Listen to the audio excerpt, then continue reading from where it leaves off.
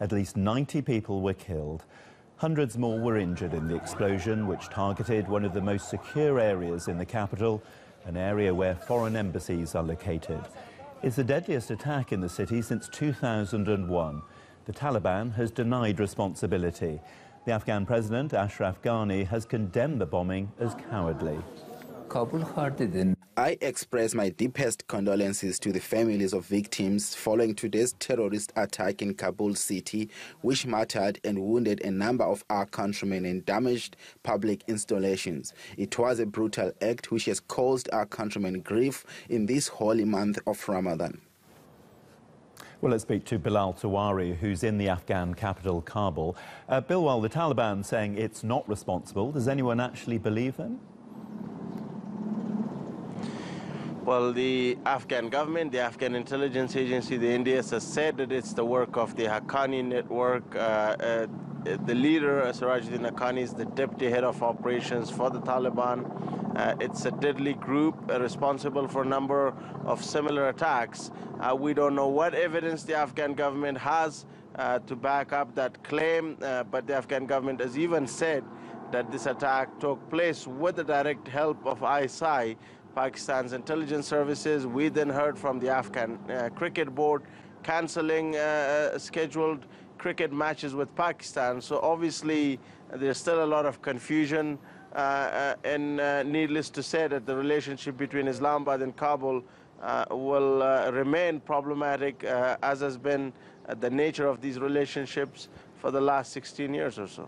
Well, if there is concrete evidence that Pakistan was somehow involved, what sort of retaliation might we expect from Afghanistan?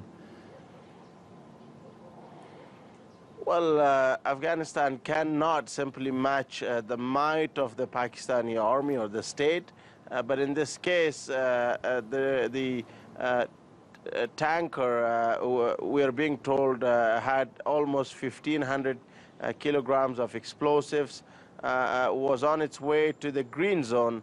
The American embassy is there. The Resolute Support, which is the name for the NATO mission in Afghanistan, is located there.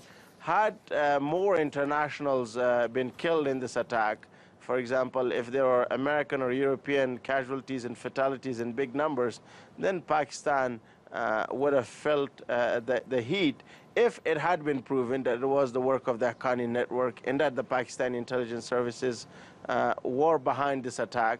But one Afghan official in the province of Logar, for example, to the south of the city, was telling me this morning that Taliban fighters were congratulating each other yesterday, almost 2 hours after the attack, on radio, saying that they had achieved their mission, that this was successful. And this was in the district of Narh, in the province of Logar, which is a main or major stronghold of the Haqqani network.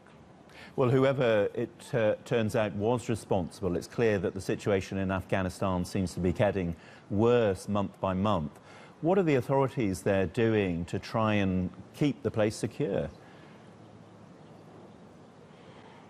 The Afghan government has failed now on a number of occasions to protect major cities, whether that's Kabul or elsewhere. And I think yesterday that anger was very visible when one of the top security minister was trying to get into a hospital for possibly an attempted photo op opportunity. Relatives and civilians actually prevented them, and there were some very bad words for that official. The president of Afghanistan, Dr. Ashraf Ghani, understands that rage and anger. He has appealed for unity. He has said that it was time that he would go back to the nation into important political figures, regardless of the political differences, to find a solution. But the grim reality is that this will not be the last attack that Afghanistan will be facing. I think you could expect more. A reason for that is that the Taliban have been able to control more territory, more ground in the last 2 years in Afghanistan. They are more resourceful. They, for example, have red units, fire units, which they call them their special forces. Daesh is active. Al-Qaeda survived in the Pakistan-Afghanistan region.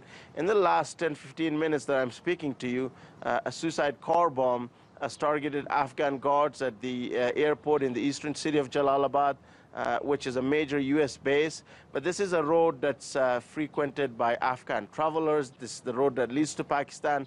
So we don't have details of that attack, but it just shows you how volatile the security situation remains. And the Taliban have actually taken the villages, and now they're trying to choke the city.